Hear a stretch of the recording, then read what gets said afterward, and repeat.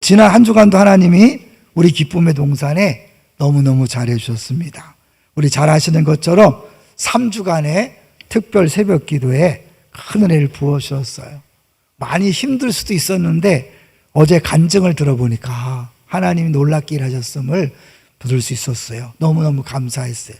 특별히 처음부터 마지막까지 자기가 맡은 역할들을 너무너무 잘해주셔서 이 전체 우리 3주 동안이 그냥 물 흐르듯이 자연스럽게 잘 흘러간 것이 너무 감사하고 3주 동안 쉬지 않고 섬겨주신 모든 분들 감사를 드립니다. 두 번째로는 우리 수요일 날 일본에서 사역하시는 선교사님이 오셨어요. 이제 설교 내용을 듣고 다음 세대를 위해서 우리가 무엇을 할 것인가, 또 일본을 위해서 어떻게 기도할 것인가를 듣게 하셨는데, 특세 기간에 또 우리에게 진정한 이웃과 열방을 섬기는 교회로서 합당한 자세를 가질 수 있어서 너무 감사했습니다. 감사합니다. 세 번째로는 오늘이 한가족 데이잖아요. 부활절을 맞이해서 한가족 데이를 할 수 있어서 감사하고, 인증샷 찍어드리는 거 아시죠?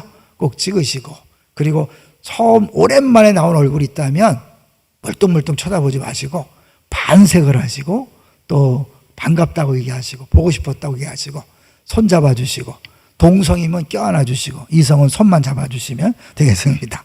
감사합니다. 수고하셔서 감사합니다. 자, 이제 오늘 제목을 같이 보겠습니다. 오늘 제목이 뭐죠? 이 땅에 오신 영광이에요. 야, 이 본문이 부활절과 무슨 연관이 있지? 우리는 사실 본문 순서대로 따라가지만 오늘 본문이 부활절과 너무 딱 맞는 본문이라서 너무너무 감사해요.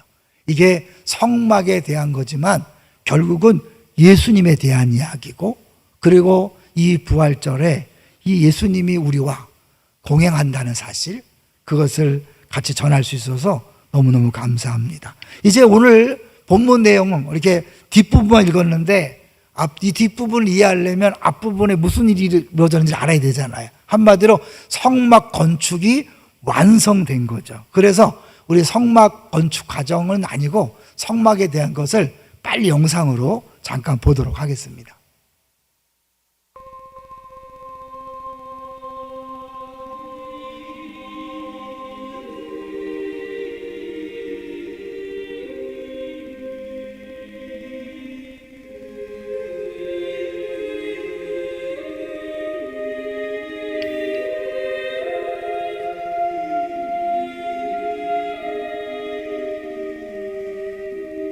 이제 드디어 성소죠.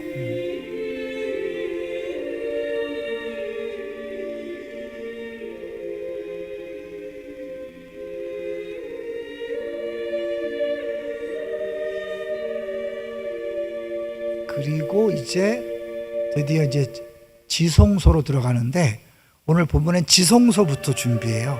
안에서 바깥으로 나오죠. 그냥 그 안에 세 가지 물건이 있고, 그죠? 네, 그래갖고 지성소부터 차근차근히 이렇게 준비하고 다 이루어졌을 때, 이제 우리 본문 읽지 않았지만 33절, 우리 40장 33절을 같이 읽어보겠습니다. 40장 33절. 그는 또 성막과 제단 주위 뜰에 포장을 치고 뜰 문에 휘장을 다니라. 모세가 이같이 역사를 마치니. 네, 방송실 정신이 없는 것 같은데 안 나와서 다시 한번 읽어보겠습니다. 시작. 그는 또 성막과 제단 주위 뜰에 포장을 치고 뜰 문에 휘장을 다니라. 모세가 이같이 역사를 마치니. 역사를 다 마쳤을 때 하나님의 영광이 임한 거죠. 이거는 신약시대에 예수님께서 십자가상에서 피를 흘리시고 뭐라고 고백했냐면 다 이루었다. 그리고 나서 어떻게 휘장이 찢어진 거죠. 휘장이 찢어짐으로 하나님 앞에 누구든지 나아갈 수 있게 된 거죠. 그러니까 이 구약 성경은 단순히 이스라엘 이야기가 아니라 장차 오실 예수 그리스도에 대한 이야기를 우리에게 그림으로 보여주고 있는 거죠. 그런 의미에서 이제 2번을 보여주시면 이 성막이 예수님과 연결되는 걸 같이 볼 거예요. 먼저 출애굽기 19장 20절 시작. 여호와께서 시내산 곧 그 산 꼭대기에 강림하시고 네, 시내산 꼭대기에서 만나 주셨는데 그게 이제 오늘 본문에서는 회막이 지어지고 성막에 여호와 영광이 임함으로 내려오신 거죠. 그게 이제 억대야 세 번째 7장 1절에 불이 하늘에서부터 내려와서 내려와서 여호와의 영광이 그 성전에 가득하니 네, 한참 뒤에 이동하는 성막에서 고정된 성전이 되어졌고 거기에도 하나님 영광이 임했죠. 그게 이제 요한복음에 가보면 예수님을 이렇게 표현해요. 시작. 말씀이 육신이 되어 우리 가운데 거하심에 우리가 그의 영광을 보니 네, 저때 영광이라는 것은 이 구약시대의 영광이라는 단어를 모르면 이 의미가 없는 거죠. 그때 모세시대 때 성막에 임하셨던 영광이 이제 뭐예요? 실제로 예수님이 이 땅에 오심으로 저기는 그냥 그 눈에 보이는 영광에서 실제 하나님이 이 땅에 오신 것이 바로 예수 그리스도잖아요. 그래서 이제 그 영광에 오셨을 때 어떤 일이 벌어졌나? 34절 시작.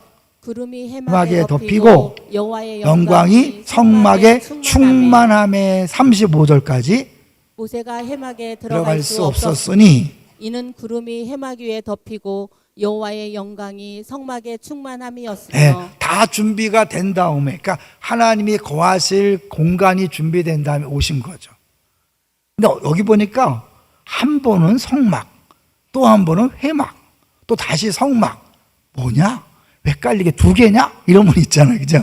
이 성막은 거룩하다는 거죠. 거룩하신 하나님이 거하시는 곳이기 때문에 성막.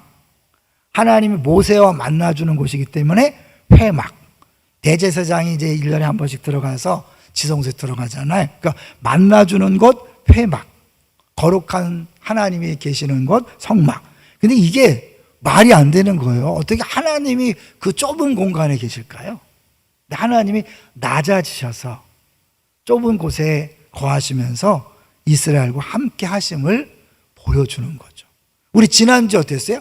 여호와의 영광을 보여주셔서 그래서 하나님이 야, 너 볼 수 없어. 나 보면 죽어. 그래서 등만 보여줬다 그랬죠. 근데 하나님이 이제 신이 영광이 이곳에 임재하신 거죠. 하나님은 눈에 보이는 분이 아니니까 뭐 얼굴, 코, 눈을 보는 게 아니잖아요. 그냥 하나님의 임재를 상징하는 실제 그 영광인데 진짜 하나님이 오셨기 때문에 모세가 들어갈 수 있었다 없었다? 들어갈 수 없었어요. 하나님이 오셨지만 그분은 하나님이신 거예요. 우리 가운데 오셨다고 우리가 함부로 대할 수 있는 분이 아니에요. 그러니까 우리가 신앙생활 할 때 조심해야 되는 게 뭐냐면 하나님을 섬기되 우리식으로 마음대로 섬길 때가 있어요. 하나님 그거 원하지 않아요. 이 성막을 질 때 하나님은 아주 세밀하게 쉽게 해서 센치까지 정확하게 뭐는 이렇게 하고 다 알아줬어요. 이렇게 설명해 줬어요. 왜 그럴까요? 만약 그렇게 알려주지 않았다면 이스라엘 백성은 어떻게 졌을까요? 애굽에서 봤던 가장 화려한 건물을 하나님 앞에 졌을지 몰라요. 하나님 그런 분이 아니에요.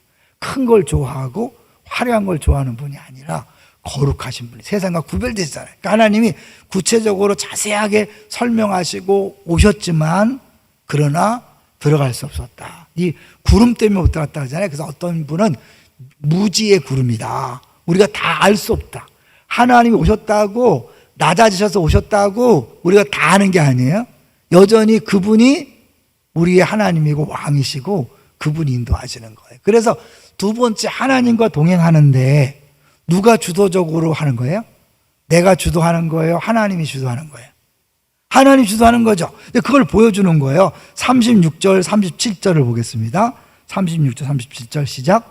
구름이 성막 위에서 떨어올 때는 이스라엘 자손이 그 모든 행진하는 길에 앞으로 나아갔고 37절 구름이 떠오르지 않을 때에는 떠오르는 날까지 나아가지 아니하였어요. 네, 그 구름이 딱 뜨면 이제 출발이구나. 그 출발하는 거예요. 어디로 가는지 모르고 따라가는 거예요. 그리고 어떤 때는 구름이 일주일도 한 달도 계속 머물러 구름이 있는 거예요. 답답해도 있는 거예요. 언제 떠날 건데 알려주지 않아요. 하나님이 원하실 때에 하나님께서 가고자 하시는 목적지로 가는 거죠. 이게 우리의 신앙생활인 걸 보여주는 거예요. 우리는 하나님과 동행한다 그러는데 동행하다 내가 하나님을 끌고 다닐 때가 많이 있어요. 예를 들면 여러분 기도할 때 어떻게 해요? 그 기도 내용이 하나님이 주신 거예요? 내가 정한 거예요? 대부분 하나님 우리의 어느 고등학교 가게 해주세요. 어느 대학교 가게 해주세요. 물론 하나님 마음에 소원을 두고 행하시니까 야 서울대학교 가라 고려대 가라 이렇게 그렇게 안 하셔도 마음속에 그런 소원이 있을 수 있지만 대부분의 경우는 뭐예요? 내가 정해놓고 하나님 들어주셔야 합니다. 안 들어주면 나 교회 안 다녀요. 여러분 이게 동행하는 거예요. 뭐예요? 내가 하나님 뭐예요? 끌고 다니다가 비서로 쓰는 거잖아. 내가 하다가 필요하면 채워주세요. 보호해주세요. 알아서 하세요. 이거는 하나님과 동행이 아니죠. 하나님 먼저 앞서가시고 우리 따라가는 거죠. 예수님 그렇게 했죠. 나의 멍에를 베고 내게 배우라. 예수님의 멍에예요. 예수님이 주도하시고 나는 같이 가면서 배워가는 거예요. 내가 막 끌고 다니려고 하면 안 돼요. 내가 앞서가면 안 돼. 그런데 우리 신앙생활 그렇게 하는 경우가 많다 적다?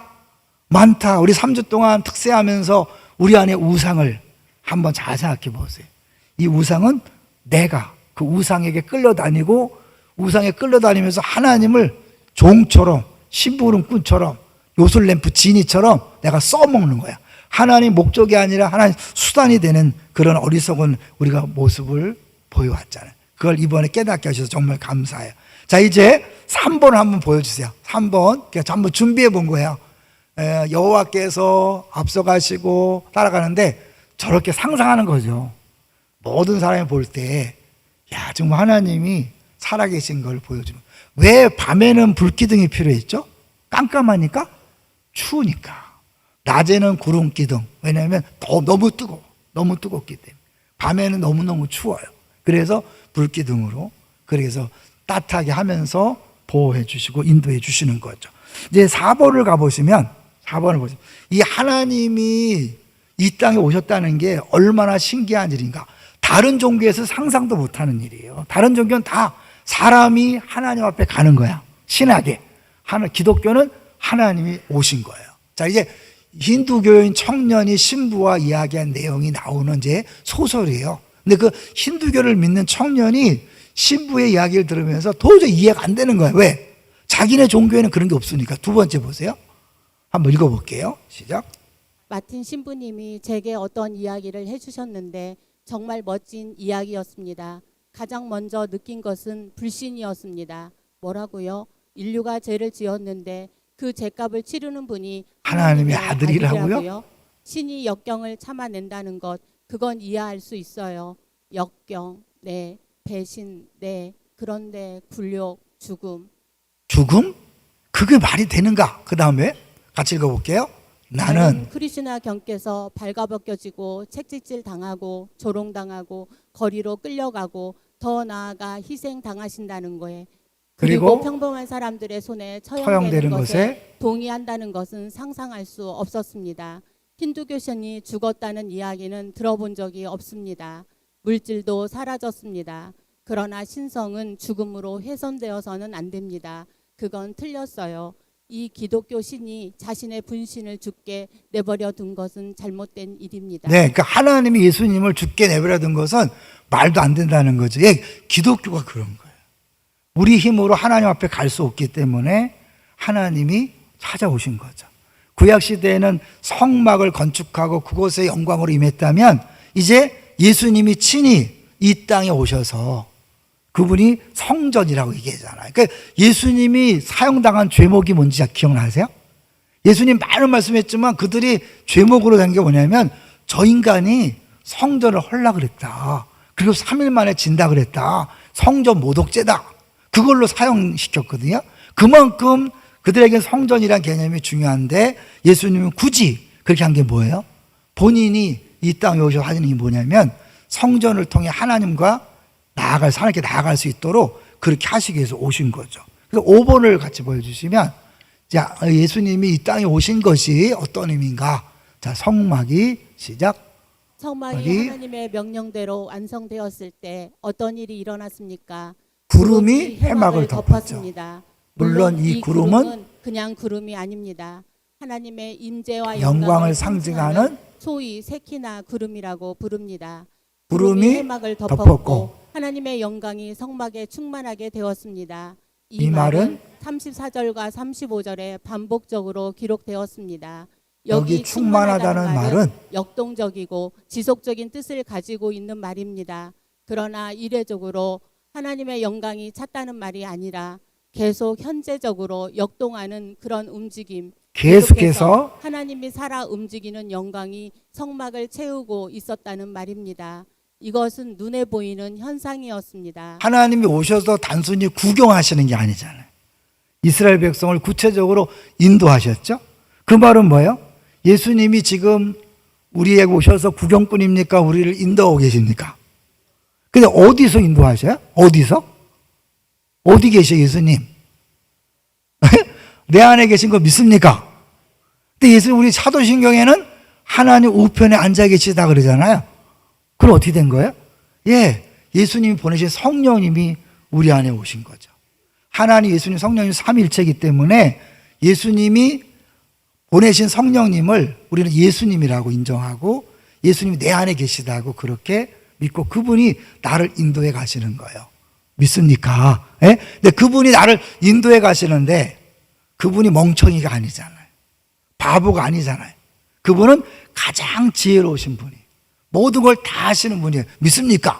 더 나아가서 그분은 전능하시되 죽음도 이기신 부활하신 주님인 줄로 믿습니다. 우리가 오늘 부활절에 이거를 묵상할 수 있다는 게 얼마나 신나는지 몰라요. 여러분과 함께 하시는 그 주님은 구경꾼이 아니에요. 여러분의 주인 되셔서 여러분의 삶을 인도해 주시고 계셔요. 무능해서 못하는 게 아니에요. 몰라서 못하는 게 아니에요. 다 하신다니까요. 얼마큼 다 하시냐면 죽음도 정복해서 능력으로 하나님의 아들로 인정되신 분이 예수님이란 말이에요. 그분을 막을 자가 있겠어요? 없잖아요. 두려워할 필요 있나요? 염려할 필요 있나요? 걱정할 필요가 있나요? 왜 두렵고 염려하냐면 내가 다른 우상을 섬기고 있기 때문에 그래요. 하나님보다 내가 주인 돼서 내가 내 인생을 내가 한번 해보리라 할 수도 없거니와 해도 안 돼요. 왜냐하면 여러분이 하면 내가 다 모르는데 늘 불안하잖아요. 왜 그렇게 힘들게 살아요? 능력도 없는데 인생을 책임지려고 하고 알지도 못하면서 아는 척하고 막 가다 보니까 심지어 기도도 많이 하는데 뭐예요? 하나님의 뜻이 아니라 내 생각과 내 뜻대로 내 남편을 이렇게 해주세요, 내 아내를 이렇게 해주세요, 우리 자녀를 이렇게. 하나님은 그 자녀에 대한 계획이 따로 있어요. 그 자녀가 사춘기 때 방황할 필요가 있어요. 고등학교 떨어지고 대학교 떨어질 필요가 있다니까요. 암에 걸리고 교통사고 나고 뼈가 부러질 이유가 있는 거예요. 왜? 그걸 통해 하실 일인데 어때요? 하나님 절대 안 됩니다. 누구 마음대로. 우리 그렇게 하잖아. 그래서 막 이거 안 해주면 나 교회 안 나가요. 막 누가 주인이에요? 누가 왕이에요? 사실은 내가 왕처럼 보이지만 다른 우상을 내가 섬기고 있어서 그렇게 가고 있는 거죠. 자, 이제 하나님께서 우리 6번을 한번 같이 볼 텐데요. 6번. 모세가 그리고 이스라엘 백성이 보았던 광경은 어떤 광경일까? F.B. 마이어라는 사람이 이렇게 말했어요. 또한 것이 읽어볼까요? 여호와의 영광이라고 불리는 빛나는 광채는 성막 안에서부터 비쳐나오는 하나님의 세키나였다. 성막의 휘장이 광채로 변형되었고 성막 전체가 영광의 광채를 띠는 모습으로 변형되었다. 네, 우리는 잘 모르지만 복음서에 보면 이런 내용이 나오죠. 계속해서 우리는 예수님께서 새 제자만을 데리고 변화산상에서 변화되셨던 모습을 압니다. 거기서 새 제자들은 변화되사 그 얼굴이 해같이 빛나며 옷이 빛과 같이 희어진 예수님을 보게 됩니다.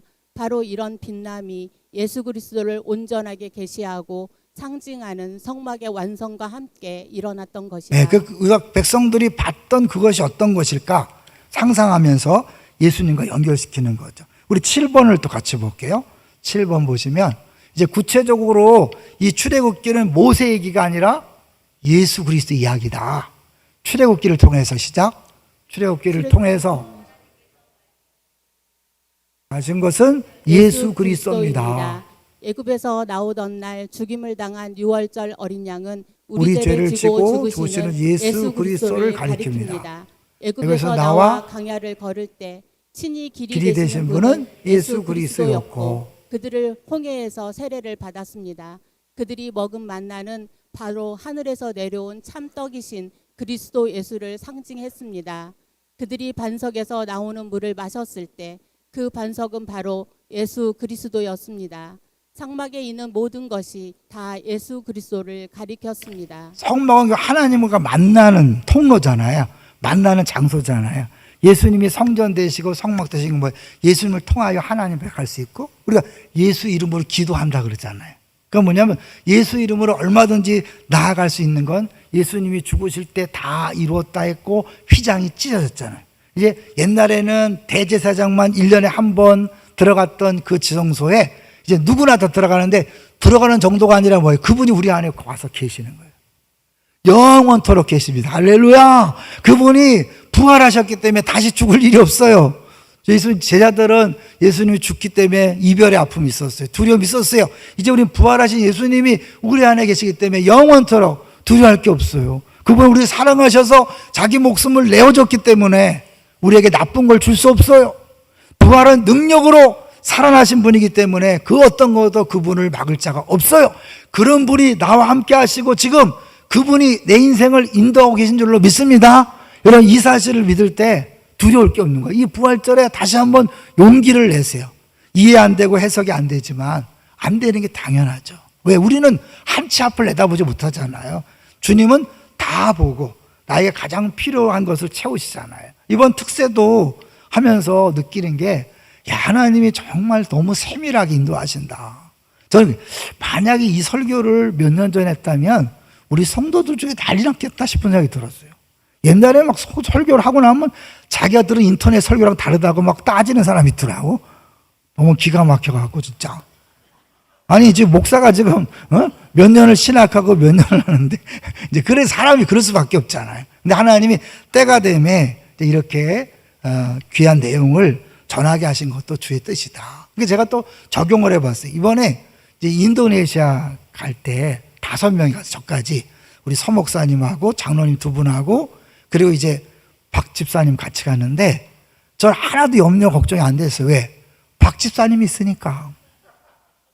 박 집사님 뭐 대단한 능력이 아니라 한번 갔다 왔고 책임자니까 뭐 알아서 하겠지. 주님이 알아서 하겠지. 걱정한 건 딱 하나 있었어요.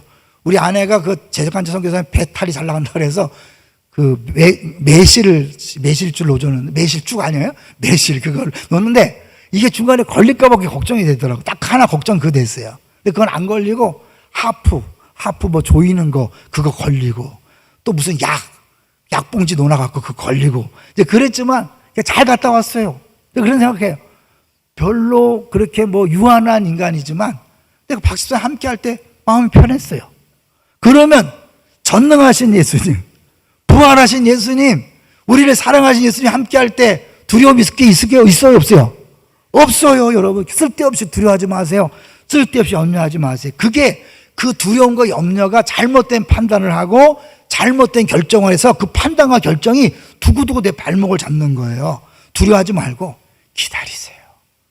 구름이 떠오를 때까지 기다리는 거예요. 이러다 망하는 거 아니까 걱정하지 마세요. 지금 필요해서 하나님이 멈추게 하는 거예요. 그리고 사실 이제 우리가 느끼는 건 뭐냐면 그분이 함께 한다는 자체를 복으로 알고 느끼셔야 돼요. 넬슨 제독 이야기인데요. 이 넬슨이란 분이 이제 유명한 그런 해군 제독인데 원래 부제독까지 올라갔대요. 함께 했던 수병이 이렇게 증언했답니다. 우리는 항구를 떠나기만 하면 오랜 시간 동안 절반은 굶주림에 시달렸고 그렇지 않으면 모진 불편을 겪어야 했다. 하지만 우리의 보상은 우리가 넬슨과 함께 있다는 사실이었다. 배고픔과 고통도 넬슨과 함께 있다는 자체로 인해서 행복했다는 거예요. 그렇다면 여러분 어떻게 해요? 예수님이 우리와 함께 있다는 사실, 그것이 우리의 행복인 줄로 믿습니다. 그걸 몰라서 그래. 사실 영광이란 거는 무게잖아요. 무게란 뜻이란 말이에요. 우리가 사실 이 무게가 예수님이 얼마나 대단하신 분인지를 모르니까 예수님 우습게 알고 그냥 그래도 돈이 필요하죠. 그래도 건강이 필요하죠. 그래도 대학교 들어가야죠. 이게 뭐냐면 예수님을 너무 우습게 하는 거예요. 그래서 하나님이 오늘 본문에 보면 어때요? 성막에 임재하셨지만 모세가 들어갈 수 없도록 다른 존재라는 거예요.